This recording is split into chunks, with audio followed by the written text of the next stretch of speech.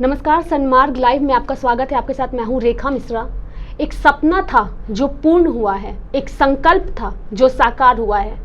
एक देश में 2 प्रधान, 2 विधान, 2 निशान, नहीं चलेगा, नहीं चलेगा। जी हाँ, इस नारे को पूर्ण किया है प्रधानमंत्री नरेंद्र मोदी और अमित शाह जी की जोड़ी ने। और इस वक्त इस विषय पर अधिक जानकारी के लिए हमारे साथ भाजपा के वरिष्ठ नेता प्रदीप सिन्हा जी हैं, इनसे हम बात करेंगे। सर, बहुत बहुत स्वागत है आपका हमारे इस कार्यक्रम में। सर, 73वां स्वतंत्रता दिवस कल मनाया जाएगा। कितनी खुशी है, कश्मीर से धारा 370 को हटा दिया गया है, कितने एक्साइटेड हैं, कितनी खुशी है, क्या कहेंगे? देखिए, जाहिर है कि स्वतंत्रता दिवस अपने आप में एक खुशहाली लेकर अवसर आता है जी। लेकिन इस बार का स्वतंत्रता दिवस जब 370 पिछले 1 सप्ताह पहले हटाया गया जी, तो आपने देखा होगा कि देश में माहौल जो है ना, बिल्कुल एक सकारात्मक माहौल बदला हुआ था और राष्ट्र प्रेम की भावना जो है उफान पर है जी। और मैं समझता हूँ कि कश्मीर में इस बार जब धारा 370 हटा है, उसके बाद की जो परिस्थितियाँ बनी हैं जी, कल जब झंडोत्तोलन होगा तो वो देखने वाला दृश्य होगा जी। वैसे तो जब भी स्वतंत्रता दिवस पे दिल्ली के लाल किले से प्रधानमंत्री नरेंद्र मोदी झंडा तोलन करते हैं तो पूरे देश की निगाहें वहाँ होती है, लेकिन कल का जो दिन है सबकी निगाहें श्रीनगर के लाल चौक पे है। सूत्रों के हवाले से ये खबर है कि अमित शाह जी जो है वहाँ से झंडा तोलन करेंगे, तो कितनी बड़ी उपलब्धि इसे आप मानते हैं? देखिए, उग्रवादियों ने जिस तरह से माहौल खराब करके रखा था वहाँ जी, और आम कश्मीरी जो भारतीय जनता पार्टी के साथ, उनकी सरकार के साथ जो डेवलपमेंट वर्क है उसके साथ जुड़ना चाहता है जी, लेकिन अलगाववादी तत्वों ने, आतंकवादियों ने जिस तरह का माहौल बना के रखा हुआ था, और खासकर जो हमारे कश्मीरी पंडित भाई हैं जो विस्थापित हैं अपने ही देश में विगत 30 वर्षों से, तो किसी सरकार ने, इस बीच कितनी सरकारें आई गई लेकिन किसी ने उनकी सूद तक नहीं ली। लेकिन पहली बार ये सरकार ऐसी आई कि धारा 370 तो हटा ही, वहाँ भौगोलिक परिवर्तन जो आया है, यूनियन टेरिटरी बनी, अब सीधा सीधा कानून व्यवस्था का नियंत्रण केंद्र सरकार के हाथों में होगा।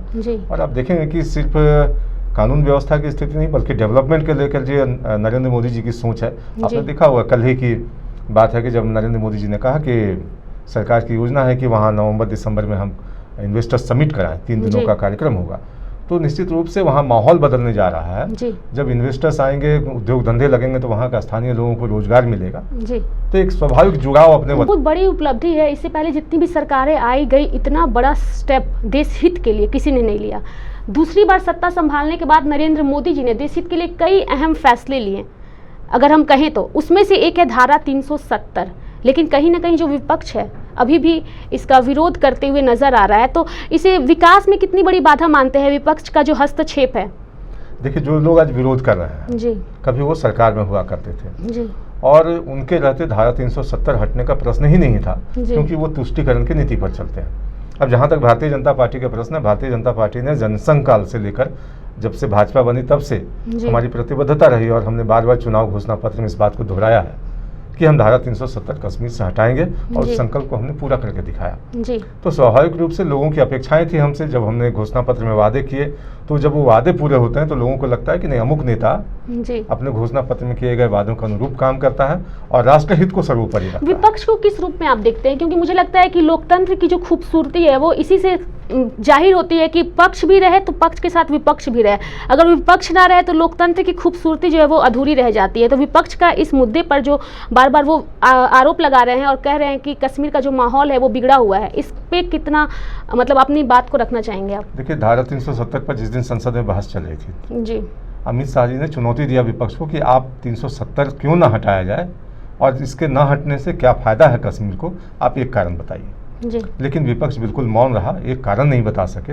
और आज जो लोग कह रहे हैं कि वहाँ कानून व्यवस्था की स्थिति खराब है, तो मैं उन लोगों को 30 वर्ष पीछे ले जाना चाहता हूँ, जब 5 लाख के करीब कश्मीर घाटी से कश्मीरी पंडितों को अपने राज्य से बाहर आना पड़ा और आज वो विस्थापित की ज़िंदगी जी रहे हैं, कैंप्स में रहते हैं। तो उस वक्त की स्थिति क्या थी? कानून व्यवस्था की स्थिति कश्मीर में हमेशा चुनौतीपूर्ण रही है और नरेंद्र मोदी सरकार ने ऑल आउट ऑपरेशन हो या इस बार की परिस्थिति, आपने देखा हो कि एक बूंद खून नहीं बही पिछले 1 सप्ताह के दौरान।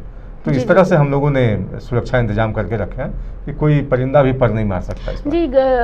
प्रदीप जी, ये तो हो गई कश्मीर की बात, लेकिन कुछ राज्य और भी ऐसे हैं जैसे सिक्किम, वहाँ भी कई सारे ऐसे रूल रेगुलेशन हैं जो भारतीयों को उस राज्य में जाकर के वो कुछ खरीद नहीं सकते, तो उन सब राज्यों के लिए आप लोगों ने क्या कुछ सोचा है? देखिए, कश्मीर की एक अलग विशेषता थी जी। एक तो पाकिस्तान हमारा पड़ोसी जो हमारे लिए नए सिरदर्द रोज पैदा करता है जी। उसके अलावा आपने देखा होगा कि जब जब जुम्मा की नमाज होती थी शुक्रवार के दिन, तो वहाँ से नमाज पढ़ने के बाद लोग निकल कर काले झंडे लेकर आईसिस के और भारत विरोधी नारे लगाते थे, भारत के टुकड़े करने के सपने देखते थे। तो कम से कम जिन राज्यों के पूर्वोत्तर राज्यों का आपने नाम लिया, उन राज्यों में ऐसी परिस्थिति नहीं है कि देश विभाजकता तो देश तोड़कता तो वहाँ सक्रिय हो और हमारा कोई पड़ोसी वहाँ डिस्टर्बेंस क्रिएट कर रहा हो। इसलिए मैं समझता हूँ कि परिस्थितियाँ अलग है, कश्मीर और नॉर्थ ईस्ट की परिस्थितियाँ अलग है। और प्रधानमंत्री जी पर भरोसा रखिए, इस राष्ट्र का समग्र विकास हो, इस दिशा में बिल्कुल राष्ट्र का समग्र विकास हो। अगर प्रदीप जी हम झारखंड विपक्ष की बात करें तो हेमंत सोरेन जी ने इस धारा 370 को लेकर के आवाज़ उठाई थी और इसका विरोध किया था, तो इसे किस दृष्टि से आप देखते हैं? देखिए, मैं तो समझता हूँ कि यहाँ के विपक्षी दल जो है बिल्कुल कंफ्यूज्ड है जी। एक तो क्षेत्रीय दल, उनकी समझ इतनी नहीं कि राष्ट्रीय स्तर पर क्या कुछ हो रहा है जी। उस पर अपनी प्रतिक्रिया दें। लेकिन मैं समझता हूँ कि सिर्फ देखा देखी, चूंकि नेता प्रतिपक्ष हैं इसलिए कुछ बोलना है तो बोल गए, लेकिन विरोधी होने के नाते मैं समझता हूं कि यह सोचना चाहिए कि राष्ट्रहित में क्या कुछ है जी। क्योंकि उनका जेएमएम का कुछ स्टेक पर नहीं लगा हुआ है ऑल इंडिया लेवल पे जी। उनका जो कुछ है झारखंड के अंदर है, तो कम से कम सच बात बोलने की हिम्मत होनी चाहिए। जी बिल्कुल सही कहा आपने, सच बात कहने की हिम्मत होनी चाहिए। और भारतीय होने के नाते हमें भी कहीं ना कहीं गर्व है कि कश्मीर से धारा 370 को हटा दिया गया और ये सफल किया है नरेंद्र मोदी और अमित शाह जी की जोड़ी ने।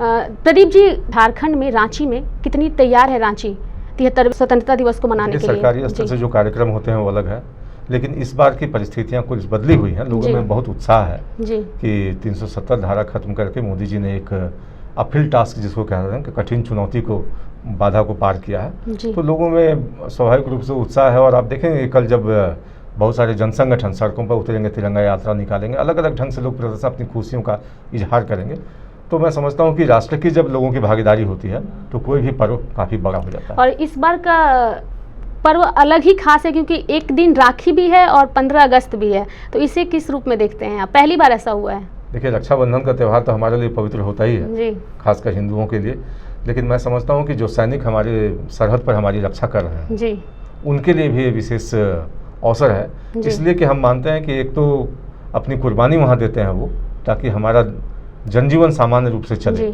हम सुरक्षित रहें। तो उन सैनिक भाइयों को भी बधाई देना चाहता हूँ। और हमारी बहनें जो बॉर्डर्स पर रहती हैं, और उनको मैं समझता हूँ कि जाकर सैनिकों को ग्रीट करना चाहिए, उनको रक्षाबंधन बांधे, ताकि उनको लगे कि हम घर से दूर रहकर भी अपने लोगों के ही पास हैं। जी, तो बहुत बहुत धन्यवाद हमसे बात करने के लिए। ये थे हमारे साथ प्रदीप सिन्हा जी, जिनसे हमने बात की और जाना कि क्या कुछ दृष्टिकोण इनकी ओर से बन के निकलते हैं धारा 370 हटने के बाद। और इनका साफ तौर पर यही कहना है कि 15 अगस्त इससे पहले भी हुए हैं, लेकिन इस बार का जो 15 अगस्त है वो काफ़ी अनोखा है। और अनोखा हो भी क्यों ना, आखिर धारा 370 हटने के बाद कश्मीर में पहली बार तो हम नहीं कहेंगे, लेकिन हाँ, कश्मीर में कल जो तिरंगा झंडा फहराया जाएगा वो बिना किसी डर के, बिना किसी धारा के, वो एक ऐसा कश्मीर होगा जो इंडिया का पूर्ण रूप से होगा। तो आप बने रहिए सन्मार्ग लाइव के साथ और हमारे चैनल को सब्सक्राइब करना ना भूलें।